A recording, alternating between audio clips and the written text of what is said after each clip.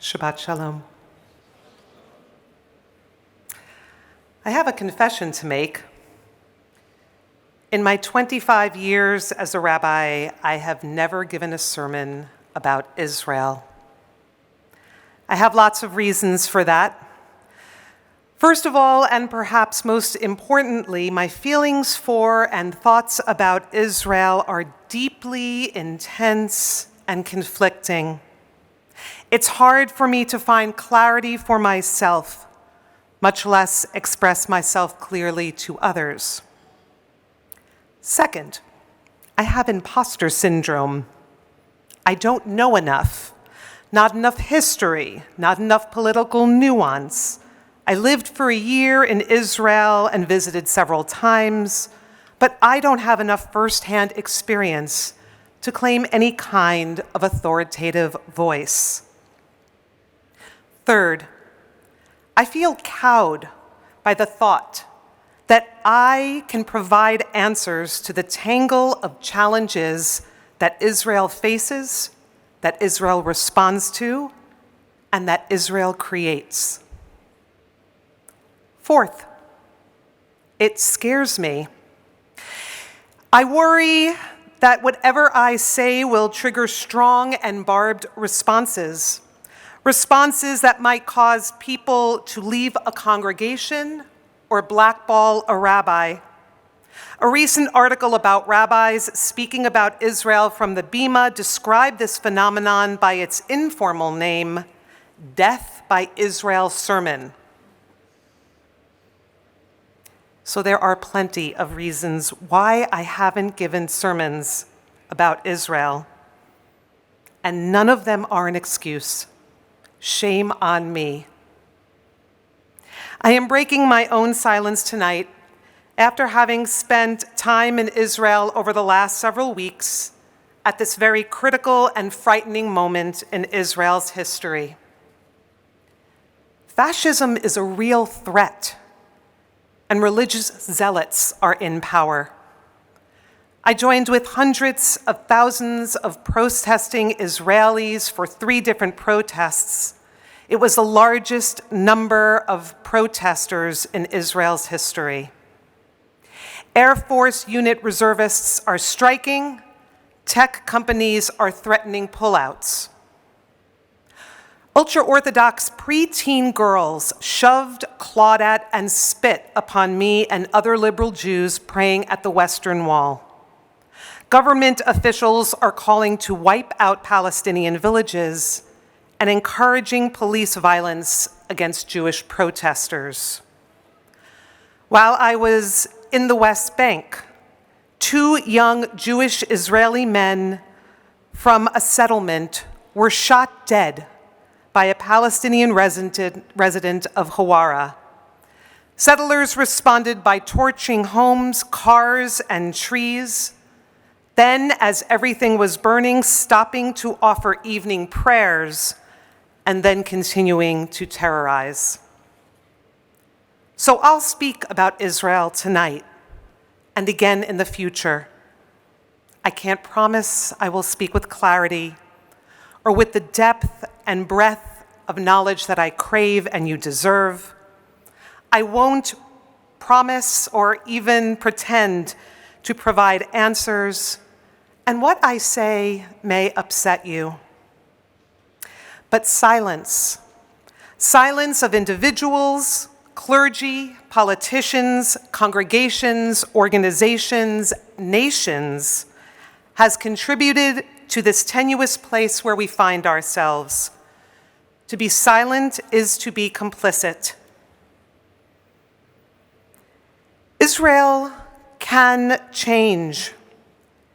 Israel can overcome this, but that will only have the possibility of happening if we speak out, if we confront truths and absorb perspectives that may anger us, frighten us, or make us uncomfortable. I have reams of notes and articles. I've been swimming in facts, but I decided that for tonight, I would like to share 3 anecdotes. I'll begin with something that happened in my very last hours in Israel. To get there, though, I first need to travel back, so please join me, 30 years ago, when Rabbi Davidson and I were first-year students at Hebrew Union College in Jerusalem's rabbinical school. My husband, Rich, took an Ulpan, an immersive Hebrew course offered by the city, and met Bassam, a Palestinian Christian student living in East Jerusalem. We quickly became friends. Bassam joined me, Rich, I think Josh, you were there, and my classmates at a dance club on my birthday. We celebrated with his community at his brother's wedding.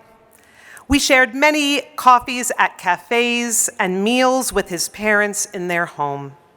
When Rich and I left our Jerusalem apartment at the end of the year, Bassam was there, heaving our suitcases into the trunk of the cab and seeing us off with hugs and a few tears.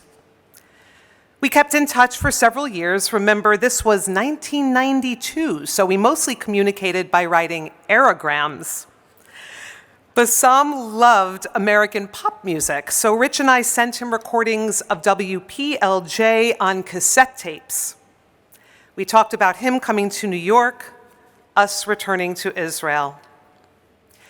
But before either of those things happened, we lost touch. Rich and I moved a few times, we misplaced our address book, and then there was really no way to find each other. We thought about Bassam a lot, but were always unsuccessful in tracking him down, even over social media. Just 9 nights ago, I was spending the last hours of my trip to Israel at a restaurant. Figuring I had nothing to lose, I said to the owner, "This will sound like a crazy question, but do you know someone named Bassam? He would be in his 50s. He has a brother, Ibrahim." The woman responded, "Bassam? He lives 2 minutes in that direction." A customer overheard and hit Bassam on his speed dial. 15 minutes later, my friend was standing next to me. Muslim customers applauded when they saw their Christian neighbor embracing this American Reform rabbi, reunited after 30 years. This is Israel. And 30 years ago, this is where I would have ended the sermon that I never gave. Because this is the Israel, the only Israel that we want. The only Israel that we believe in. This is the Israel that inspires. But this piece of Israel is far from the full picture or the full story. So I'll continue. Bassam and I only had a short time to catch up before I was once again leaving for the airport. And what I heard saddened me. He and his brother are the last of their family and the last of their Christian community to live in the neighborhood. Everyone else left. Religious and political tensions within the Palestinian community, in addition to the military and political tensions and economic hardship that comes from the Jewish community, became too much for them. Bassam lowered his voice when he told me that 4 years ago he applied for Israeli citizenship and was one of the small minority who received it. Without citizenship, he explained, it was becoming impossible for him to fully function as a tour guide who needed to travel inside and outside of the Green Line and the country. But, as he whispered, some people don't like that. Bassam explained that despite everything, he didn't want to leave. He was living with his wife and children in the place he loved, in the house his family had owned for generations, under Ottoman rule, then British rule. After 1948, his family worried for their future, and then in 1950, still in their home, they found themselves living in Jordan. Then in 1967, East Jerusalem was occupied, and then in 1980 it was declared annexed. Jordan, Israel, Palestine, Bassam said. I honestly don't care what they call it.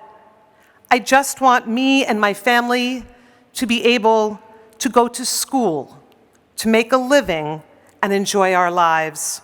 I just want us to be regarded as full human beings, as people who have always had their home here, as people who belong here. I just want the basics. This too is Israel. Now join me in Haifa for another anecdote where I spent Erev Shabbat 2 weeks ago tonight at Congregation Or Hadash, a vibrant Reform community. That night marked the 1-year anniversary of the invasion of Ukraine, and we had the profound privilege of hearing from Rabbi Alexander Duchovny, the only Reform rabbi of Ukraine. In the early months of the invasion, he hid in the basement of a building, pastoring to his congregation as much as he could virtually before escaping to Israel. Rabbi Duchovny is a Ukrainian-born child of a Holocaust survivor. His mother and her sister were saved by non-Jewish Ukrainians while the rest of their family was murdered in the camps. A month before this Russian invasion, during an interview, he expressed feeling optimistic, believing that the US and the UK would not abandon Ukraine. And then he said, and if the worst really happens, we have a homeland, Israel. Just 2 weeks ago, I was listening to this man's voice trembling with emotion, expressing grief for his dispersed community, and with overwhelming gratitude for the safety Israel provided for him and so many other Jewish Ukrainians. The Zionist promise of a safe haven for Jews at risk stood right before me. This is still Israel. And now for the last anecdote I will share tonight. I spent my last 3 days touring the West Bank with 10 colleagues. A Jewish Israeli security guard named Avi accompanied our group.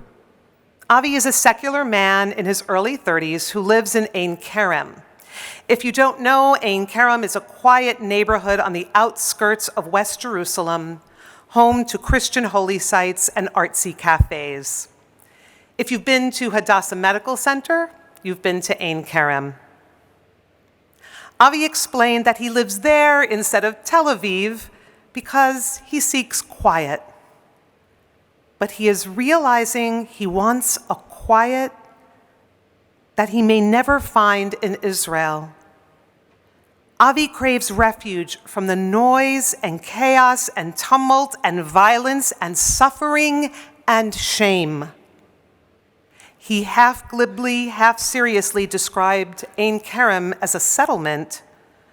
When I reacted, he said, Arab families lived there, and then in 1948 they had to go.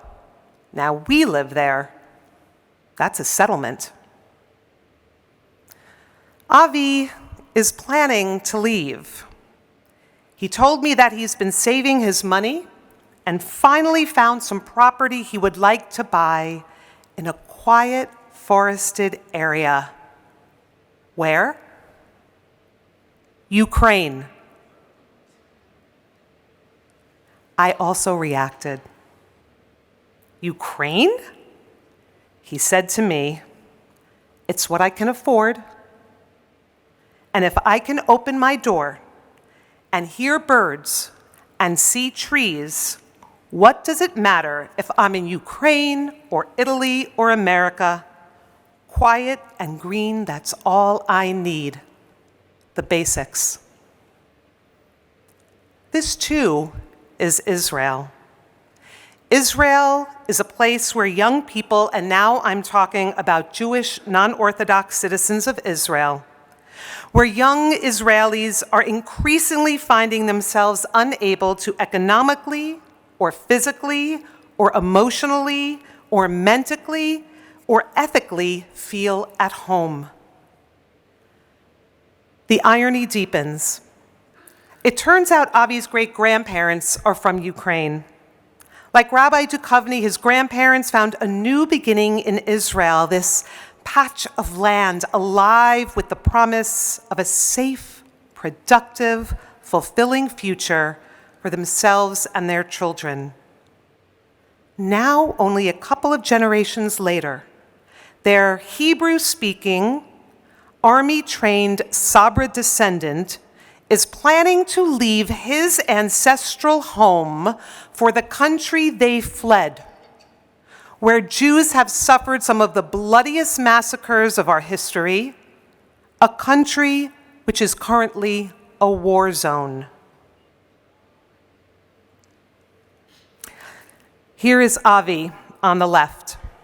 It's not a great picture of him. I snapped this picture not to capture him, but to capture the vision of this seemingly lovely, well-maintained park. It's in a settlement just outside Hebron, and it is dedicated to Meir Kahane, the ultra-nationalist founder of the Jewish Defense League and Kach, the religious Zionist party. Kahane served one term of the Knesset before being convicted for acts of terrorism. At the end of the park, you will find the well-maintained burial place of Baruch Goldstein. Goldstein is the American religious extremist and member of the Kach Party who, in 1994, entered a mosque in Hebron and opened fire on 800 Palestinian Muslim worshippers, killing 29 and wounding 125. You can see from the stones on the grave that people, Jewish settlers mostly, still come to pay tribute. Itamar Ben-Gvir, the current Minister of Defense, is an admirer who had a picture of Goldstein hanging in his office. This is where we are now. This, too, is Israel. There is so much I don't know, but here are some things I will state with surety. Israel exists and needs to exist. And this can only happen if it will reflect the values of its founders, and now I quote, Israel will be open for Jewish immigration and for the ingathering of the exiles. It will foster the development of the country for the benefit of all its inhabitants. It will be based on freedom, justice, and peace, as envisaged by the prophets of Israel. It will ensure complete equality of social and political rights to all its inhabitants, irrespective of religion, race, or sex. It will guarantee freedom of religion, conscience, language, education, and culture. It will safeguard the holy places of all religions, and it will be faithful to the principles of the Charter of the United Nations. The occupation is not only antithetical to Jewish values and Israel's founding values, it is not only immoral and illegal, the occupation puts Israel's well-being and very survival at risk. This last picture is taken in a refugee camp in Bethlehem. I'm sharing it because I think the little boy sitting down on the ground and that painting on the wall of the building of a little girl floating away while holding a bunch of balloons together capture the desire that people have to stay in their homes while yearning to escape. Most people just want the basics. We are all part of the same fabric. We can and must find a way to live in shared space. It's happened before at other times in other places. So why not in Israel? Why not in Jerusalem? Why not in Palestine? And if not now, when?